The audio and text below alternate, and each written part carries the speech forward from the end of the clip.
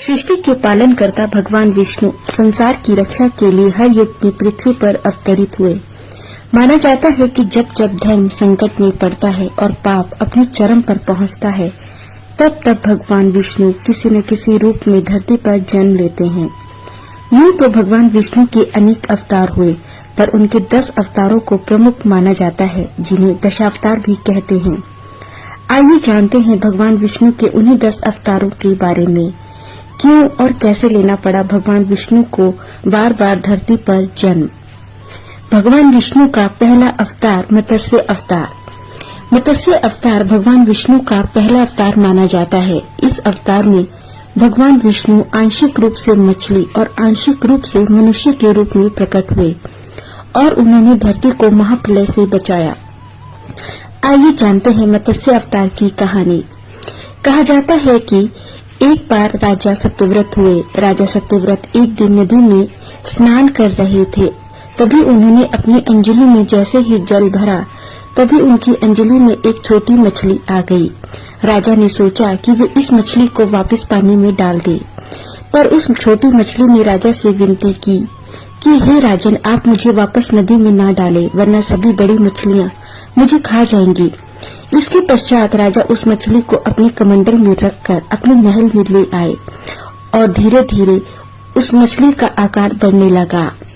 ये देखकर राजा चिंतित हो गए। उसके बढ़ते आकार को अपने महल में न समाता देख पहले उन्होंने उसे तालाब, फिर सरोवर और फिर नदी में डाल दिया, पर मछली का आकार निरंतर बढ़ता रहा। इसके बाद राजा ने उस मछली को समुद्र में डाला, पर वे देखकर हैरान रह गए कि मछली अभी भी बढ़ती ही जा रही है। ये देखकर राजा समझ गए कि ये कोई साधारण मछली नहीं है। राजा ने मछली को उनके वास्तविक रूप में आने की विनती की। राजा की विनती पर साक्षात भगवान विष्णु प्रकट हुए और उन्होंने राजा से कहा कि ये मेरा मत्स्य अवतार है। भगवान विष्णु ने राजा को बताया कि आज से ठीक 7 दिन बाद धरती पर महाप्रलय आएगी, जिसमें सब कुछ नष्ट हो जाएगा। इसलिए मैं तुम्हारे पास एक विशाल नौका भेजूंगा, जिसमें तुम्हें सभी सप्तऋषियों, औषधियों, बीजों व प्राणियों के सूक्ष्म शरीर को लेकर उसमें बैठ जाना होगा। जब नाव डगमगाए उसी समय मैं तुम्हारे पास इसी मत्स्य अवतार में आऊंगा और मेरे साथ वासुकी नाग भी होंगे। तब तुम मेरे सींग से उस नाव को बांध देना। ये कहकर भगवान विष्णु अंतर्ध्यान हो गए। कहते हैं कि ठीक इसके 7 दिन बाद जब महाप्रलय आई, तब भगवान विष्णु के आदेशानुसार राजा ने सभी को नाव में बिठाया। महाप्रलय में नाव डगमगाने लगी। तभी मत्स्य रूपी भगवान प्रकट हुए और राजा ने उनके सींग से नाव को बांध दिया। तब समय आने पर संकट के समय सभी के प्रश्नों मन में उठ रहे प्रश्नों का हल देते हुए मत्स्य रूपी भगवान ने जो उपदेश दिया, वे आगे चलकर तत्वज्ञान का यही उपदेश मत्स्य पुराण के नाम से प्रसिद्ध हुआ। इस प्रकार भगवान विष्णु ने अपने पहले मत्स्य अवतार में मनु, सप्तऋषियों के साथ साथ बीजों, औषधियों व प्राणियों को महाप्रलय से बचाया और नई सृष्टि के निर्माण के लिए इन सभी को बचाकर सुरक्षित रखा। दूसरा अवतार कूर्म अवतार। भगवान विष्णु का दूसरा अवतार कूर्म अवतार हुआ। धर्म ग्रंथों के अनुसार भगवान विष्णु ने कूर्म अर्थात मछुआ का अवतार लेकर समुद्र मंथन में सहायता की थी। भगवान विष्णु के इस अवतार को मत्स्य अवतार भी कहते हैं। इसकी कथा इस प्रकार है। कहा जाता है कि एक बार महर्षि दुर्वासा ने देवताओं के राजा इंद्र को श्राप दिया और उन्हें शक्तिहीन कर दिया। इंद्र भागे भागे अपनी मदद हेतु भगवान विष्णु के पास आए। तब भगवान विष्णु ने उन्हें देवों और दैत्यों के साथ मिलकर समुद्र मंथन करने के लिए कहा। तब इंद्र भगवान विष्णु के कहे अनुसार दैत्यों के साथ मिलकर समुद्र मंथन करने के लिए तैयार हो गए। समुद्र मंथन करने के लिए मंदराचल पर्वत को मथानी बनाया गया व नागराज वासुकी को नीति बनाया गया। पर विशाल समुद्र में मंदराचल पर्वत डूबने लगा। ये देखकर भगवान विष्णु विशाल कूर्म अर्थात कछुए का रूप धारण कर समुद्र में मंदराचल पर्वत के आधार बन गए। भगवान कूर्म की विशाल पीठ पर मंदराचल पर्वत तेजी से घूमने लगा और इस प्रकार समुद्र मंथन संपन्न हुआ। यह कूर्म अवतार भगवान विष्णु का दूसरा अवतार था। इस अवतार में भगवान विष्णु ने देवताओं और राक्षसों को क्षीर सागर का मंथन करने और अमृत निकालने में मदद की। साथ ही भगवान विष्णु ने ये भी सुनिश्चित किया कि राक्षसों को अमृत न मिले। वराह अवतार। भगवान विष्णु के 3 अवतार, तीसरे अवतार को वराह अवतार के रूप में जाना जाता है। उनका ये अवतार आधे सुअर और आधे मनुष्य के रूप में हुआ। इसकी कथा के अनुसार पुरातन समय में दैत्य हिरण्याक्ष ने जब पृथ्वी को ले जाकर समुद्र में छिपा दिया, तब ब्रह्मा जी की नाक से भगवान विष्णु वराह अवतार में पैदा हुए। सभी देवों के आग्रह करने पर भगवान वराह ने पृथ्वी को ढूंढना प्रारंभ किया और अपनी थुतनी की सहायता से उन्होंने पृथ्वी का पता लगा लिया और समुद्र के भीतर जाकर अपने दांतों पर रखकर वे पृथ्वी को बाहर ले आए। साथ ही उनकी भयंकर युद्ध में उन्होंने हिरण्याक्ष का वध भी किया। इसके पश्चात भगवान वराह ने अपने खुरों से जल को स्तंभित कर उस पर पृथ्वी को पुनः स्थापित किया। भगवान नरसिंह। नरसिंह अवतार भगवान विष्णु का चौथा और सबसे आक्रामक अवतार माना जाता है। इस अवतार में वे आधे शेर और आधे मनुष्य के रूप में अवतरित हुए। कथा के अनुसार राक्षस हिरण्याक्ष का वध होने पर उसके भाई हिरण्यकश्यप ने बदला लेने के लिए ब्रह्मा जी की तपस्या की और एक ऐसा वरदान पाया जिससे वे बहुत अधिक शक्तिशाली बन गया। इस वरदान के अनुसार न तो उसे मनुष्य, न देवता, नर, नारी, न ही दिन, न ही रात और न ही धरती या आकाश पे कोई मार सकता था। ऐसा वरदान मिलने के बाद हिरण्यकश्यप ने अत्याचार बढ़ा दिए। साथ साथ उसके अत्याचार अपने बेटे और अपनी प्रजा पर निरंतर बढ़ते रहे और उसने स्वयं को भगवान घोषित किया। साथ ही उसने भगवान विष्णु की पूजा करने पर जनता को मृत्युदंड देने की भी घोषणा कर दी। पर उसी राक्षस हिरण्यकश्यप का पुत्र प्रहलाद भगवान विष्णु का बहुत बड़ा भक्त था। इसी कारण हिरण्यकश्यप ने अपने पुत्र को भी कई बार मारने की कोशिश की, पर श्री हरि ने अपने नन्हे भक्त प्रहलाद को हर संकट से समय समय पर बचाया। पर जब हिरण्यकश्यप स्वयं ही अपने पुत्र को मारने वाला था, तब भक्त प्रहलाद को बचाने के लिए भगवान विष्णु नरसिंह का अवतार लेकर खंभे से प्रकट हुए और अपने नाखूनों से हिरण्यकश्यप का वध किया।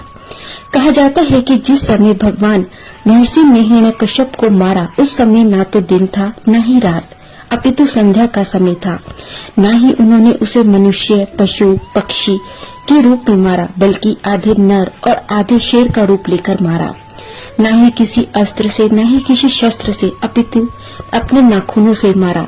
न जमीन, न ही आकाश में, बल्कि अपनी गोद में बिठाकर मारा। इस तरह भगवान विष्णु के इस चौथे अवतार ने हिरण्यकश्यप का वध धर्म के नियमों का पालन करते हुए ही किया। वामन अवतार। वामन अर्थात बोना, ये भगवान विष्णु का मनुष्य रूप में जन्म लेने का पहला अवतार था। साथ ही उनका ये अवतार 5वां अवतार माना जाता है। उनका ये अवतार सतयुग में हुआ। कथा के अनुसार कहा जाता है कि एक बार प्रहलाद के पौत्र दैत्यराज बलि ने स्वर्गलोक पर अधिकार कर लिया। इसके पश्चात सभी देवता मदद के लिए भगवान विष्णु के पास गए। तब भगवान विष्णु ने माता अदिति के गर्भ से वामन अवतार में जन्म लिया। एक बार दैत्यराज बलि महान यज्ञ कर रहे थे। उस समय भगवान वामन राजा बलि के पास जा पहुंचे और उनसे दान मांगा। राजा ने कहा कि हे ब्राह्मण देव, आप जो भी चाहे मांग ले। इसके पश्चात भगवान वामन ने उनसे 3 पग भूमि दान में मांगी। राजा बलि ने उन्हें जैसे ही 3 पग भूमि देने का वचन दिया, तब भगवान वामन ने अपना विशाल रूप धारण कर एक पग में धरती, दूसरे पग में स्वर्गलोक नाप लिया। जब तीसरा पग रखने के लिए कोई स्थान नहीं बचा, तो राजा बलि ने भगवान वामन के आगे अपना सिर आगे किया और उनका पैर रखने के लिए अपने सिर पर कहा। राजा बलि की इस दानवीरता को देखकर भगवान वामन बहुत खुश हुए और उन्होंने राजा बलि को पाताल लोक का राजा बना दिया। इस तरह भगवान विष्णु का 5वां वामन अवतार ने देवताओं की सहायता की और उन्हें पुनः स्वर्ग लौटाया। 6वां अवतार परशुराम अवतार। माना जाता है कि जब एक समय पृथ्वी पर सत्ता की मद में चूर होकर क्षत्रिय राजा अपने धर्म से विहीन हो गए और प्रजा पर अत्याचार करने लगे, तब भगवान विष्णु ने क्षत्रियों को धर्म के मार्ग पर लाने के लिए अपना छठा अवतार परशुराम के रूप में लिया। कहा जाता है कि एक बार परशुराम के पिता महर्षि जमदग्नि उनकी माता पर इतने क्रोधित हुए कि उन्होंने अपने सभी पुत्रों को अपनी ही माता का वध करने के लिए कहा, पर मोहवश कोई भी पुत्र ऐसा नहीं कर पाया। तभी उसी समय परशुराम वहां पहुंचे। क्रोधित पिता ने उन्हें भी तुरंत अपनी माता और भाइयों का वध करने का आदेश दिया। तब परशुराम ने अपने पिता का आदेश मिलते ही अपने परशु से तुरंत ही अपनी माता सहित अपने चारों भाइयों का सर धड़ से अलग कर दिया। अपने पुत्र को ऐसा आज्ञाकारी देखकर उनके पिता जमदग्नि परशुराम पर बहुत प्रसन्न हुए और उनसे वरदान मांगने को कहा। तब परशुराम ने अपने पिता से निवेदन किया कि वे माता सहित उनके सभी भाइयों को पुनः जीवन दान दें और जीवित कर दें, और मैंने उनका वध किया है, ये घटना उन्हें याद भी न रहे। तब पिता ने परशुराम से प्रसन्न होकर उनके चारों भाइयों और उनकी माता को जीवित कर दिया। साथ ही परशुराम को चिरंजीवी रहने और दीर्घायु होने का वरदान भी दिया। महाभारत में वर्णन है कि भगवान परशुराम ने 21 बार अधर्मी क्षत्रियों का नाश किया और धर्म की रक्षा की। 7वां अवतार भगवान श्री राम। त्रेतायुग में राक्षस रावण का भय बहुत अधिक था, सभी देव उनसे डरते थे। उसी समय रावण के वध के लिए भगवान विष्णु ने राजा दशरथ के यहाँ माता कौशल्या के गर्भ से पुत्र रूप में जन्म लिया। इस अवतार में भगवान विष्णु ने अनेक राक्षसों का वध किया और आजीवन मर्यादा का पालन किया, जिसके कारण आगे चलकर वे मर्यादा पुरुषोत्तम राम कहलाए। अपने राम अवतार में पिता के कहने पर वनवास गए। वनवास काल में पत्नी सीता का हरण होने पर भगवान राम सीता की खोज में लंका तक जा पहुँचे और रावण के साथ हुए भयंकर युद्ध में उन्होंने रावण और उसके भाई कुंभकर्ण और उसके पुत्र इंद्रजीत, जिसे मेघनाथ भी कहा जाता है, का वध किया। भगवान विष्णु के इस अवतार ने पृथ्वी पर वे देवता जो श्राप के कारण धरती पर दुख भोग रहे थे, उन सभी को श्राप मुक्त भी किया। 8वां अवतार श्री कृष्ण अवतार। द्वापर युग में भगवान विष्णु ने अपना 8वां अवतार श्री कृष्ण के रूप में लिया। भगवान श्री कृष्ण का जन्म कारागार में हुआ। इनके पिता का नाम वासुदेव और माता का नाम देवकी था। भगवान श्री कृष्ण ने इस अवतार में अनेक चमत्कार किए और दुष्ट और अधर्मियों का नाश किया। पापी कंस का वध करके उन्होंने धर्म की रक्षा की और प्रजा को उसके अत्याचारों से मुक्त किया। महाभारत के युद्ध में वे अर्जुन के सारथी बने। उन्होंने गीता का ज्ञान दुनिया को दिया। धर्मराज युधिष्ठिर को राजा बनाकर उन्होंने धर्म की स्थापना की। भगवान विष्णु का ये अवतार उनके सभी अवतारों में सर्वश्रेष्ठ माना जाता है। 9वां अवतार बुद्ध अवतार। धर्म ग्रंथों के अनुसार बौद्ध धर्म के प्रवर्तक गौतम बुद्ध भी भगवान विष्णु के ही अवतार थे। पुराणों में वर्णित भगवान बुद्धदेव का जन्म गया के समीप कीकट में बताया गया है और इनके पिता का नाम अजन बताया जाता है। कहा जाता है कि एक समय सभी दैत्यों की शक्ति बहुत अधिक बढ़ गई। राज्य कामना के लिए दैत्य भी यज्ञ और वेद विहित आचरण रखकर अपनी शक्ति बढ़ाने लगे, जिसके कारण सभी देवता घबरा गए और घबराकर वे भगवान विष्णु के पास जा पहुँचे। तब भगवान विष्णु ने देवताओं के हित के लिए बुद्ध का रूप धारण किया।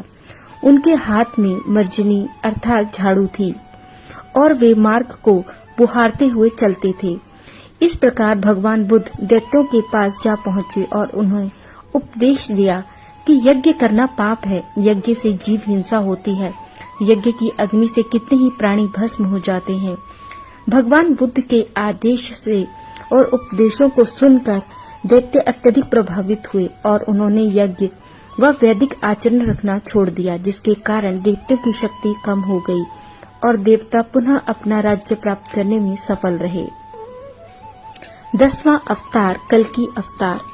कल्कि अवतार भगवान विष्णु का 10वां व अंतिम अवतार होगा। धर्म ग्रंथों के अनुसार भगवान विष्णु कलयुग में कल्कि अवतार में जन्म लेंगे। उनका यह अवतार कलयुग व सतयुग के संधि काल में होगा। उनका यह अवतार 64 कलाओं से परिपूर्ण होगा।